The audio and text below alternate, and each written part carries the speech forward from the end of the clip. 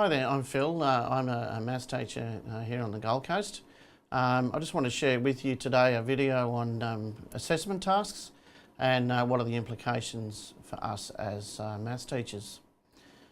So sometimes when we set some sort of assessment task, whether it's formative or summative, sometimes the questions that we ask are not, the answers that students give are not actually what we intended to. And you know, sometimes the kids come up with some really funny answers when they answer the questions, and leads us to think about you know, the types of questions that we ask kids. Here's just a couple of examples, one of which is a real answer from a student, and one is a bit of a joke that we find on Facebook from time to time. But certainly it highlights the point that sometimes when we ask questions of kids, we're thinking of it from a teacher's point of view, and they're thinking it from a student's point of view. So be really clear and when you're setting any assessment task. The other point is that sometimes we ask students to participate in assessment activities, and they might not be fully prepared as everybody else is to participate in that activity. And here's a little cartoon of different people or different animals, and the task is to go and climb the tree for your exam, and not everyone is adequately prepared. The other thing too is the idea of equality and equity, and are we giving all of our students fair access to our assessment activities? So we've got a number of different types of learners in our classrooms, of different abilities, and we want clear and fair access for all those kiddies in our cohorts. And so the idea of having that access, that equity, is pretty important. Now, what are the fundamentals of assessment? We've got to understand that assessment is not this bolt-on thing at the end of a term or the end of a semester. It should be an integral part of what we're doing on a day-to-day basis, and so much of what we're doing in assessment is happening in the classroom. It may not be that exam at the end of the term, but it must be a fundamental thing of what's happening in our classrooms on a day-to-day basis. We've got to make sure that something that is tested at some sort of point in time, we need to make sure that the students have some sort of understanding of what's expected, and we need to teach those sorts of skills in the content well in advance. We've also got to understand too that assessment, the measurement of assessment is not something that we can maybe put a number to. And the way we assess students and what we get from that assessment may not just be a C or a 25%. We get more from our assessment than just a particular grade. On those grades, at the end of a semester, when we do that important reporting to our stakeholders, our students, our schools, our parents, and indeed the government, if we just use that one piece of information about the student's assessment, then there's a lot of information there that we're throwing away that it's really, really important that we can use. It gets back to whether what the purpose of that assessment was in the first place. If we're not using it for a clear learning tool, then maybe that assessment piece might not be all that well used. Also, we need to make sure that what we assess is important, and we need to communicate those necessities to kids. One of the things that I remember way back in the day when I first started teaching was I was very focused on me teaching the kids rather than asking them what they've learned. And now I look at assessment and saying, now's an opportunity for you to tell me what you've learned from this particular unit of work. And so I've changed the way I look at assessment in that way. Now we've also got to make sure that we do delineate the idea what we're teaching and what the students are learning. Many times some years ago, I'd say to the kids, you know, don't you remember me standing out the front of the room telling you all this information? That doesn't mean to say that that was really do anything for their learning. So I need to make sure that I understand when I'm teaching that what I'm trying to do or assessing, is making sure that I'm assessing what they've learned, not as a reflection of me standing out in front of the classroom and jabbering on. Now also with assessment, we've got to look at the idea of when we're assessing and what the purpose of it is. The syllabus nicely describes formative and summative assessment in that way. Formative assessment is a progress check, and we'll find that your formative assessment, in most schools, your work program would say that Year 11 is formative, and it's an opportunity for students to learn about how they demonstrate their abilities and what they've learned. For that reason, they're only young. We make grade 12 generally summative, and the idea behind summative assessment is what we would use to aggregate or determine an exit level. And exit levels, I guess we'll talk about a little bit later. Now, not all of our assessment that we do is summative. And again, we need to make it pretty clear to students whether this assessment is there to determine their exit level or their achievement as they leave grade 12, or in fact it is there for formative and diagnostic purposes, and what we hope to achieve from it. The principles of assessment, from my point of view of being a teacher for many years, is that when I'm looking at assessment, I really sit down and say, you know, when I'm assessing, what am I really trying to assess? What's important? And we need to look at the idea of assessment in schools in Queensland is that there's a match between the syllabus objectives and the content. We also need to also understand, as that slide there tells you, that that assessment certainly does have effect on kids. And if you look at some of the key words in the key competencies, the idea of learning or assessment principles, we want that cooperation across different levels, not just between students. Now, when we get to planning assessment, it's not just something that we maybe some of us have been guilty in the past of blowing the cobwebs off the exam we had last year because it worked. There's certainly things that we need to keep looking at our assessment pieces, and we need to consider all of those things on that list there. And what we'll talk about during tutorials is all of the things there in terms of what you need to do to plan assessment. One of the things that sometimes we don't look at is a balanced course, and we need to make sure that if we've in our work program that we need to dedicate 25 hours to this particular unit, 16 hours to this one, that we're actually assessing it in that balanced way. The other balance too is the 4 domains that are spelled out in the syllabus in terms of initiative, technology, complexity, etc. We also need to make sure that we touch on, pardon me, those things.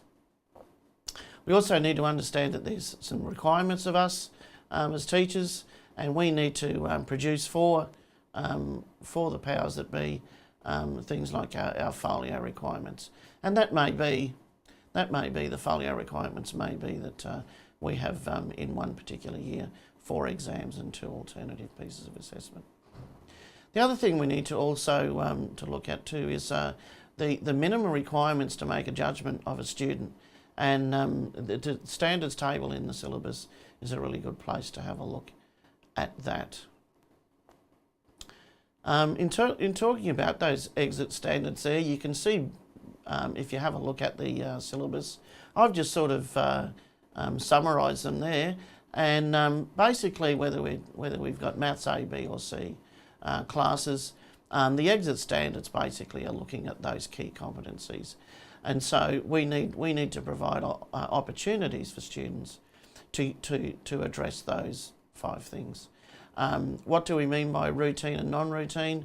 Things that we've practiced and well rehearsed in the classroom, up to things that we add in some new context maybe to make it non-routine. We might be asking them to use a formula for a particular shape that we're finding the volume of that might not be routine, that they haven't practiced. The use of technology also is important, that we give students opportunity to demonstrate their use of pen and paper as against using high-end technology, whether that be computers, internet, graphics calculators or scientific calculators. We've got to provide opportunities across the whole range. We don't want to just provide just one avenue for them. The other thing that we need to understand with our assessment is the spiralling nature of the curriculum.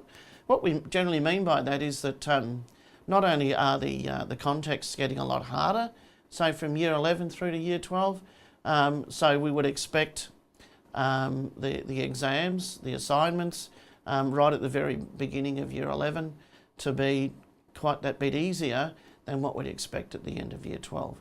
Certainly the syllabus demands should get more difficult as we go through. The other things too is that, as I've said there, that the applications that we're asking students to work with should also become less and less familiar, and therefore asking the students to demonstrate their understanding and learning to maybe unfamiliar situations. So when we're looking at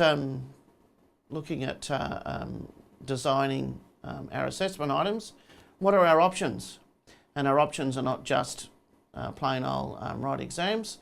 And what I see quite often is extended modelling and problem solving questions. But also we need to consider that there's also some opportunity for students to write some mathematical reports, and I'm going to talk about a couple of those later. My gut feeling is we do the problem solving really, really well, but I'm not sure that we test the modelling to a degree that we possibly could, and that's a challenge for us to keep developing those skills. So let's look at a couple of examples. Now, what we talked about before was routine and non-routine. So here's an example of a typical, say, Maths B question, where this is obviously routine. We're giving them the equation. We say use that equation to show that, and we give them clear instruction on what we want to do. We want them to find that those 3 points are collinear. So there's an example of a routine type question. If we modified that question and just a little bit there, and we show the points A, B, and C are collinear, we're taking that little bit of dependence on giving them the rule and changing that complexity just a little bit. And if we made that a little bit harder again, where does that fit in? Classify the relationship between these points here. So we can ask the same question different ways depending on what we want the students to do. So if you're watching this at home, or maybe watching it during a tutorial sometime, maybe what we could talk about when we get together would be have a look at those 3 exam questions that I just went through there, and we might have a look at them in terms of their degree of difficulty. It's the same thing done 3 times, but are they really different or are they the same? The use of technology that might be appropriate for each of those. Which of the 3 criteria are being tested, and also really, as I said before, what is actually being tested? What do you think? So there's an opportunity. If you're watching this at home, you might want to stop the video now, have a think about it over there, and maybe write down some notes. So an example of an extended modelling and problem solving question here would be there's a full-time university student, I'm sure you can relate to this, who is able to work at least 24 hours a week. And what we actually want them to do, we've given them some information, and we want them to evaluate the options using the attached award and write a paragraph and giving some recommendation of what option is best for her. Now that's a slightly different way of asking them to do a task, but I'm sure that what you can see here is that what I'm looking for here is a nice little variation of answers. And so what I'm not expecting is if I've got 22 students in my class, I'm not looking at 22 versions of the same answer, because the recommendations to this person are going to be based on more than just the maths. Certainly the maths should be there, but what we want them to do, engage in that process. So there's an example of a modelling and problem solving question. I should say task, not a question. So moving along a little bit, so we will keep going. Open-ended questions versus closed questions, and I had someone try to tell me once that the difference between open-ended and closed was open-ended were worded questions and closed were the ones that had all of the equations and symbols in them. I did have a bit of a chuckle to myself at the time. But open-ended questions versus closed questions, when I see a lot of modelling and problem solving, or extended modelling and problem solving assessment, what I see a lot of is problem solving, and I see a lot of these closed questions where when one person gets the answer, suddenly, you know, all 47 students who do Maths A, Maths B or Maths C have all got that same answer. And is that really what we want? So I think that closed questions encourage kids to share the answers. If we ask open-ended tasks, I think that what happens is then the students are encouraged to share the processes. So while they're saying to their classmate, this is how I did it, rather than saying this is the answer. And I think that collegial sharing amongst the kids is pretty cool. I think that's what we want the kids to do, to communicate with each other and have that sense of collaboration. And in that sense, I don't think it's compromised the assessment piece by kids talking about the processes that they went through in order to solve the problem. So what would a report look like? And what I've looked at here is the ABS provides an absolute plethora of data that we can use for all sorts of tasks. And if we were to ask the students to, for example, this is just an example, to conduct a feasibility study, get my tongue tied, for a new primary school at a suburb located somewhere between, say, Nerang and Beenleigh. And that allows us to then, you know, many things can we do there. We can assign suburbs to students. Can students compare the localities of some suburbs? For example, you know, Pimpama and Ormeau, should I be comparing those sorts of data and the numbers that I can find there to do that? But it's a feasibility study. Is it worth it? How many students? Blah, blah, blah, blah, blah. But it enables students then to write text. And I'm sure that you've got students in mind that you would have gone to school with. Some of them can write essays better than me, that's for sure. But it gives them an opportunity to answer questions in a format that's non-traditional in terms of maths. So I think that things like writing reports is something that's pretty good. One sort of just point there, I wouldn't be asking them to write a report on a closed question. So, you know, those open-ended tasks are pretty important just there. Moving along. So what I want you to think about now, if you want to maybe pause the video now and have a think about it, should all MAPS questions, modelling and problems questions, be open-ended?